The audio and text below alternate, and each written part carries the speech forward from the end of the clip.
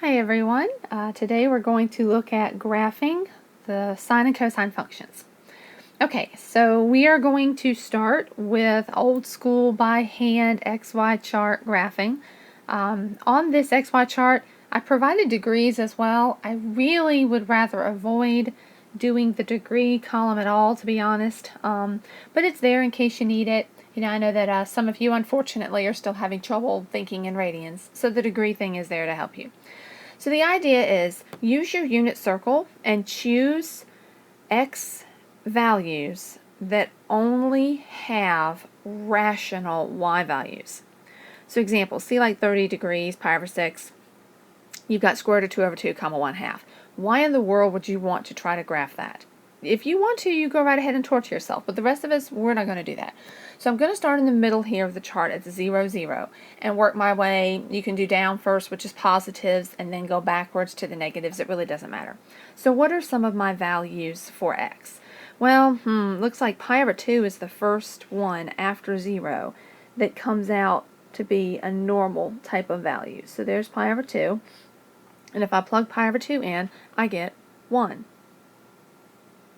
And then the next one after that appears to be pi, and when I plug in pi, of course, I get 0.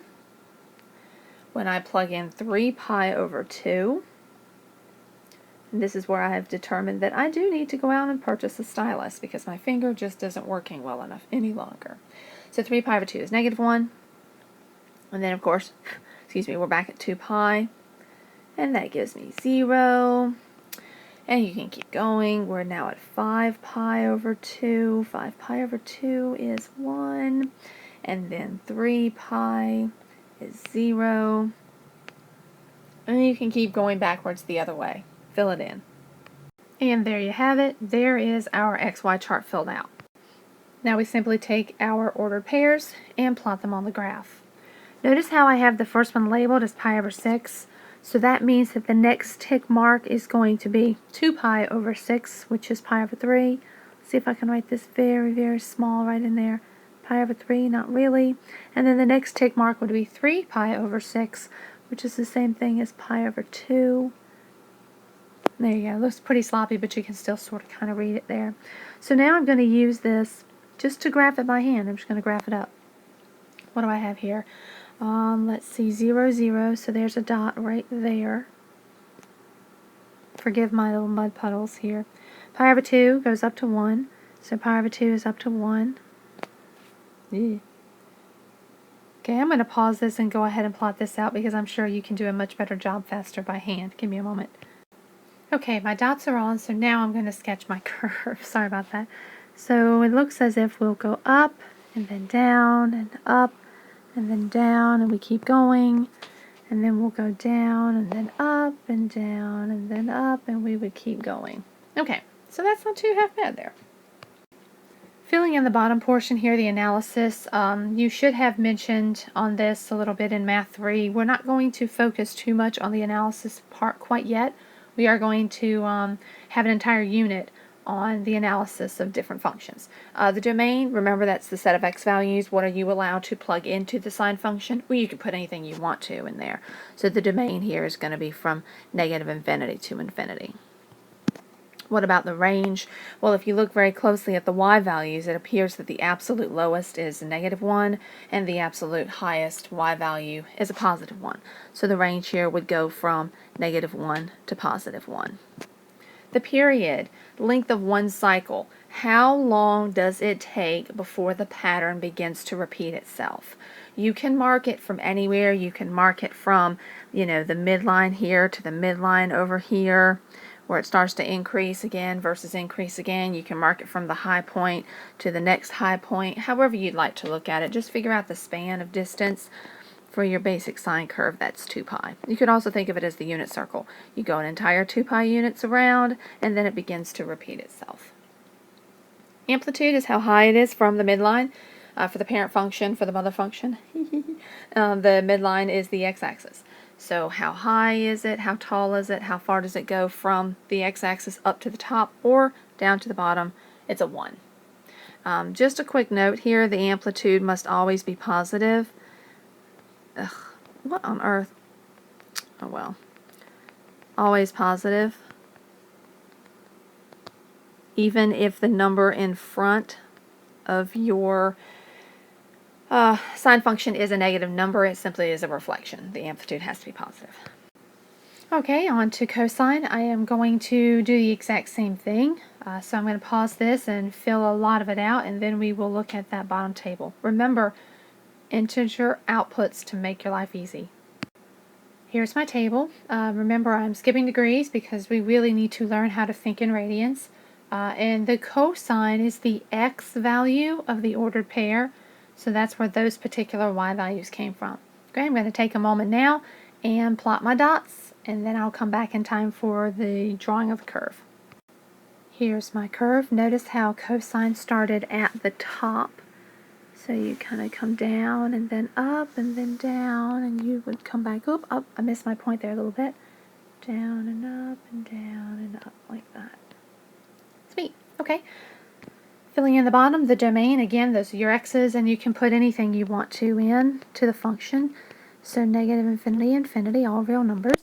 For the range, it's the exact same range again. The lowest I can go is -1. The highest I attain is +1. So my range is once again from -1 to 1. Period, same exact definition. How far, or how long rather, does it take for your graph to repeat itself? For the cycle to start anew, it's 2 pi. Amplitude, how tall is it from the midline? 1. Functions that behave in a repetitive or cyclical manner are called periodic. You have, again, probably already heard of this before. It's a periodic function. And the graphs of sine and cosine are also known as sinusoidal graphs or wave graphs. This next piece is a throwback to all of your previous math courses. I just want to know if you can recognize transformations. If the answer to this question is no, please again go back and find a Math 1, Math 2, or maybe even Math 3 video to refresh your memory on how to transform functions, how to move them around. Alright, the 2 in the front, let's see, that's an amplitude of 2. If you have it in the front, it's going to be a vertical stretch or compression. This number is greater than 1, so this is a vertical stretch by a factor of 2. Vertical stretch by a factor of 2. Next question.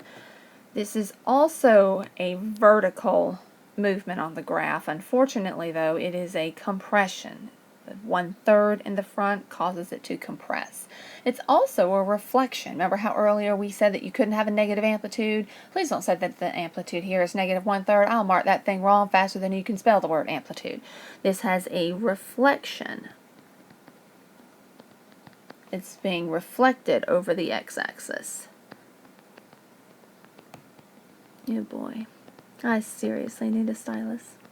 And then we also said it was a vertical compression by a factor of 1/3. Okay, I'm going to start abbreviating here just a little bit, folks. Vertical compression by a factor of 1/3. I need that space. Alright, over here, I know you want to say moves right 1, but you are wrong. This is a horizontal movement to the left. Horizontal shift left 1. Up 2 is a vertical shift, up 2 units. Vertical shift up 2 units.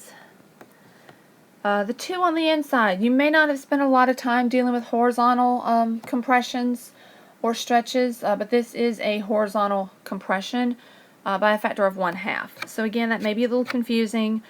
We can look at it again in class, but if you remember years ago, you always learned that any transformations that take place inside of the function where x lives, it's always backwards from what you think. Look at number 3. You saw a +1, but the +1 was inside the function with x, and so we went the other way. You go left. You see a 2 inside with x. You think, herp derp, multiply by 2, yay. No, you're actually multiplying by a 1/2. It is a horizontal compression by a factor of 1/2. Horizontal compression factor of 1/2. Yeah. And then in this one again, this is another horizontal transformation. You see that the x is being divided by 4, but there it's backwards. Remember, it is a stretch by a factor of 4. So this is a horizontal stretch factor of 4.